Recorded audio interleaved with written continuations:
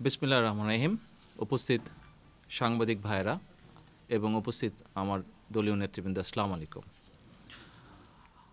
আজকে আমার এখানে উপস্থিত হওয়ার কারণ নিশ্চয়ই আপনারা বুঝতে পারছেন। দেশে একটি নির্বাচন হয়ে গিয়েছে, যেটি সারা বিশ্বে, দেশের ভিতরে এবং সারা বিশ্বে প্রহসনের নির্বাচনের হিসাবে সবাই দেখছে।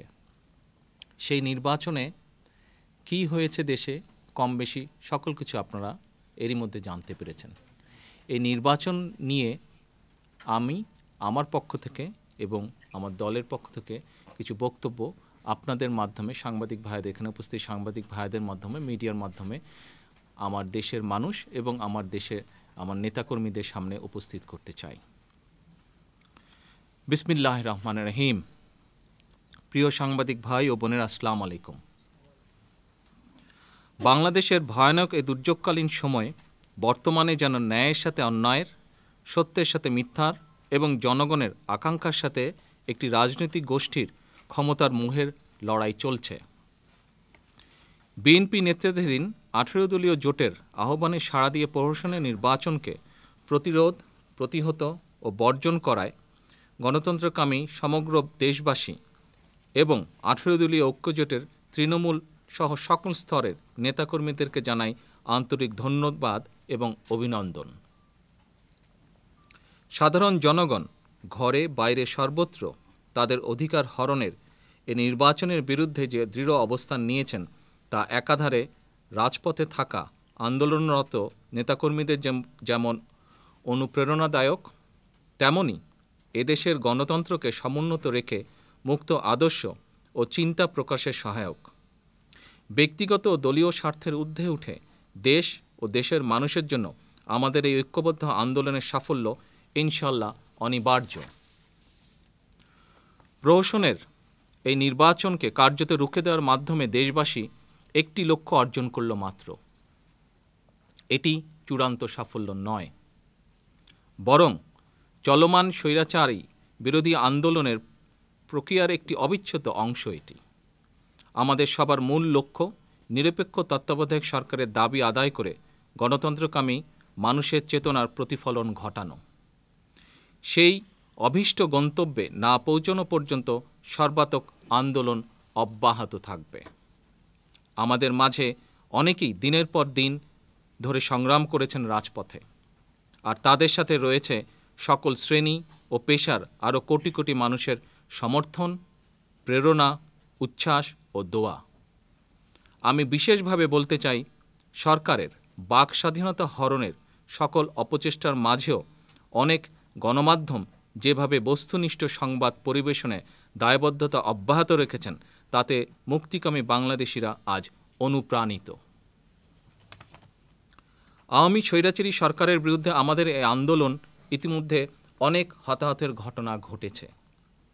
5ই জানুয়ারির প্রত্যাখ্যাত নির্বাচনের দিন সরকারের নির্বিচার গুলিতে নিহত হয়েছেন 20 জনেরও বেশি সাহসী সেনানী। আহত হয়েছেন অসংখ্য। নির্মম নির্যাতন ও জেল জুলুমের শিকার হয়েছেন অগণিত মানুষ। সমগ্র বাংলাদেশ যেন আজ এক রক্তের উপত্যকা, যার অলিতে গলিতে বাজছে বিপ্লবের সুর আর চলছে বিপ্লবীর কীর্তি। রাষ্ট্রযন্ত্রের দমন নিপীড়নের যে মহান আত্মত্যাগ, আমি আবারও তা গভীর শ্রদ্ধার সাথে স্মরণ করছি। 16 কোটি মানুষের বড় একটি অর্জনের জন্য তথা সরকারের চাপিয়ে দেওয়া পরাধীনতা এবং জনগণের আর্থসামাজিক ও রাজনৈতিক অধিকার পুনরুদ্ধারের জন্য পরিবার পরিজন সহযোদ্ধা হারানোর গভীর কষ্ট বুকে চেপেই আমাদের আন্দোলনকে অব্যাহত রাখতে হবে। ক্ষতিগ্রস্ত মানুষ ও তাদের পরিবারসমূহের সেই আত্মত্যাগে সংগ্রামরত বাংলাদেশিরা ইনশাল্লাহ কোনো দিনই ভুলবে না। আত্মত্যাগের এই স্মৃতিই হবে আমাদের গণতন্ত্র পুনরুদ্ধারের চূড়ান্ত আন্দোলনের সংগ্রামী প্রেরণা। সেই আত্মত্যাগকে অর্থবহ করে তুলতে প্রয়োজনে সর্বোচ্চ ত্যাগ স্বীকার করে যে কোনো মূল্যে চূড়ান্ত লক্ষ্যে পৌঁছতে হবে। প্রবাসে চলমান চিকিৎসার কারণে বর্তমানে আমি অতীতের মতন রাজপথের আন্দোলনে শরিক হতে পারছি না, কিন্তু আমার চিন্তা, চেতনা, ভাবনা, পরিকল্পনা সব কিছুর আবর্তন বাংলাদেশ, বাংলাদেশের জনগণ ও চলমান আন্দোলনকেই ঘিরে। আপনাদের নিরাপত্তার নিশ্চয়তা এবং আন্দোলনের সাফল্য আমার জীবনী শক্তি। একইভাবে আপনাদের উপরে নেমে আসা আঘাত আমাকে শোকাহত করে তোলে। বিএনপির তৃণমূল সহ সকল পর্যায়ের নেতাকর্মীর প্রতি আমার প্রত্যাশা, আমার শারীরিক অনুপস্থিতি যেন বাংলাদেশি জাতীয়তাবাদের আজকের এই ঐতিহাসিক সংগ্রামের পথে বাধা হয়ে না দাঁড়ায়। দেশের মানুষকে সাথে নিয়ে গড়া আপনাদের তীব্র আন্দোলন যেন আজ প্রতিফলিত হয় যে আপনারা বাংলাদেশি জাতীয়তাবাদের প্রতীক, বাংলাদেশের স্বাধীনতা ও সার্বভৌমত্ব রক্ষার সৈনিক। আপনারা মনে রাখবেন, এই আন্দোলনে দেশ ও দেশের বাইরে থাকা প্রত্যেকটি বাংলাদেশির সমর্থন রয়েছে। বিশ্বের সকল রাষ্ট্র ও গণমাধ্যম একচ্ছত্রভাবে আমাদের এই মুক্তির সংগ্রামের পক্ষাবলম্বন করেছে। দলের নেতাকর্মীদের উদ্দেশ্যে আমার নির্দেশনা থাকবে, আপনারা নিজ নিজ এলাকায় শত প্রতিকূলতার মাঝে হলেও সংগ্রাম করে গণতান্ত্রিক আন্দোলনকে যে কোনো মূল্যে অব্যাহত রাখবেন। সবাই এক হয়ে আলোচনার মাধ্যমে সাংগঠনিক ভিত্তিকে মজবুত করে নিজ নিজ এলাকার জনগণকে একাত্ম করে সর্বশক্তি দিয়ে ঝাঁপিয়ে পড়ুন। আমাদের প্রতিটি অঙ্গ সংগঠন বিভিন্ন পর্যায়ের সকল সদস্য যদি আন্দোলনে আন্তরিকভাবে শরিক হন, ইনশাআল্লাহ পৃথিবীর কোনো শক্তির পক্ষে আমাদেরকে দমিয়ে রাখা সম্ভব হবে না। এত বিশাল নিবেদিত প্রাণ জনসমর্থিত একটি দলকে কেউ অভীষ্ট লক্ষ্য থেকে বিচ্যুতি করতে পারবে না। অবশ্যম্ভাবী বিজয় হয়ে উঠবে সময়ের ব্যাপার মাত্র। মনে রাখবেন, আমাদের এই আন্দোলন শুধু আমাদের একা নয়, দেশের রাজনৈতিক অরাজনৈতিক সর্বস্তরের মানুষ আজ চাইছে যেন আমরা সফল হই, এই স্বৈরাচারী উৎখাত করি। এক চুল পরিমাণ ছাড় না দিয়ে জনগণের জানমালের নিরাপত্তা নিশ্চিত করে গণতন্ত্র পুনরুদ্ধারের লড়াইকে আপনারা পরবর্তী ধাপে উন্নীত করে দেশকে শীঘ্রই স্বৈরাচার ও অপশাসন মুক্ত করবেন ইনশাআল্লাহ। প্রশাসন ও আইনশৃঙ্খলার স্বার্থে সংশ্লিষ্ট ব্যক্তিবর্গ যারা 5ই জানুয়ারির কলঙ্কিত নির্বাচন প্রক্রিয়ার সাথে জড়িত ছিলেন, নিজ চোখে সরকারের কারচুপি ও অরাজকতা দেখেছেন, তাদেরকে আমি অনুরোধ করব, নিজের বিবেকের কাছে সততা নিয়ে প্রশ্ন করুন।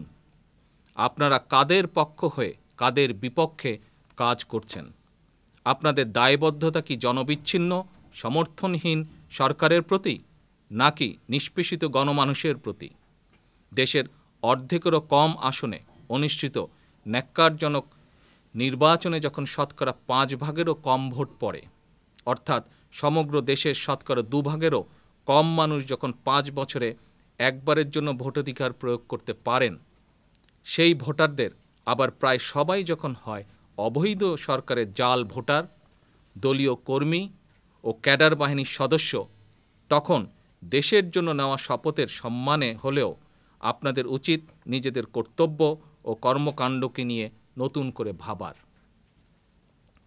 শুধুমাত্র সরকারি দায়িত্ব পালনে অজুহাতে দেশবিরোধী শক্তির হুকুম তামিলের সুযোগ নেই, কারণ আজ সরকার পক্ষ বলে কিছু নেই।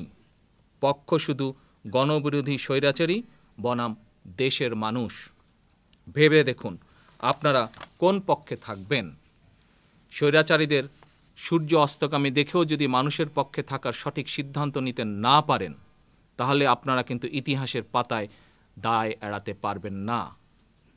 আমার উদাত্ত আহ্বান, দেশবাসীর প্রত্যক্ষ ও পরোক্ষ অংশগ্রহণে এগিয়ে চলা এই আন্দোলনে যার যার অবস্থান থেকে সবাই সর্বাত্মক প্রতিরোধ গড়ে তুলুন। দেশের প্রতিটি ইঞ্চি মাটিকে, প্রতিটি বাড়িকে গণতন্ত্র প্রতিষ্ঠার সংগ্রামের কেন্দ্রবিন্দুতে পরিণত করুন। ৭১ আমরা এভাবেই দেশকে হানাদার মুক্ত করেছিলাম। সেই সংগ্রাম ছিল স্বাধীনতা অর্জনের, আর আজকের এই সংগ্রাম সার্বভৌমত্ব রক্ষার। সেই সংগ্রাম ছিল দেশকে হানাদার মুক্ত করার, আর আজকের এই সংগ্রাম দেশে গণতন্ত্র পুনঃপ্রতিষ্ঠার। এ দেশটা আমাদের সবার, তাই একে সামনের দিকে এগিয়ে নিয়ে যেতে আমাদের সবার সর্বাত্মক ভূমিকা রাখতে হবে, তা আমরা সরাসরি রাজনীতিতে সম্পৃক্ত থাকি আর নাই বা থাকি। গণতন্ত্র রক্ষার্থে গণমানুষ দ্বারা পরিচালিত আমাদের গণমুখী আন্দোলনে শরিক প্রত্যেককে আবারও ধন্যবাদ। বিজয় আমাদের হবেই ইনশাআল্লাহ। বাংলাদেশ জিন্দাবাদ, বাংলাদেশ জাতীয়তাবাদী দল জিন্দাবাদ। আল্লাহ হাফেজ। প্রশ্নের দুটো ভাগ ছিল, এক দেশে যাব কিনা। আমার বক্তব্যে আমি বলেছি যে আমার চিকিৎসা যেই কারণে আমি এই দেশে এসেছিলাম সেটি এখনও সম্পূর্ণ হয়নি। সেটি সম্পূর্ণ হলে ডেফিনেটলি ইনশাল্লাহ দেশে ফিরে যাব। আর দ্বিতীয় যেটি আপনি বললেন, দ্বিতীয় প্রশ্নটি যে মানুষ সেই আহ্বানটা অ্যাকসেপ্ট করছে কিনা। আপনি যদি আজকে সারা দেশের নির্বাচনের চিত্র দেখেন তাহলে এর মধ্যে যেভাবে আমাদের বিভিন্ন পর্যায়ের নেতৃবৃন্দকে এই স্বৈরাচারী সরকার যেভাবে জেল জুলুম নির্যাতন হয়রানি করেছে, তারপরেও যেভাবে সুযোগ হয়েছে বিএনপি নেতৃবৃন্দ যখনই যার যে অবস্থান থেকে সুযোগ হয়েছে মানুষের সামনে যে বক্তব্য স্থাপন করে দেশের মানুষকে যেই আহ্বান জানিয়েছে, আজকের নির্বাচন এবং নির্বাচনের পরিবেশ প্রমাণ করে। মিডিয়াতেই যেসব এসছে, ছবি এসছে, সংবাদ এসছে, তার ভিত্তিতেই সেসবই প্রমাণ করে যে বাংলাদেশের মানুষ বিএনপি তথা 18 দলীয় জোট নির্বাচন বর্জন এবং প্রতিরোধ এবং প্রতিহত করার যে আহ্বান জানিয়েছিল সারা দেশের মানুষকে, সেটা মানুষ গ্রহণ করেছে। সেজন্যই আপনি দেখেন সবগুলো মিডিয়াতেই কম বেশি যেভাবে নিউজ এসছে সবগুলোতে এসছে 5% হার্ডলি হয়তো ভোট বিভিন্নভাবে কষ্ট করে কাস্ট করানো হয়েছে, এর উপরে যায়নি।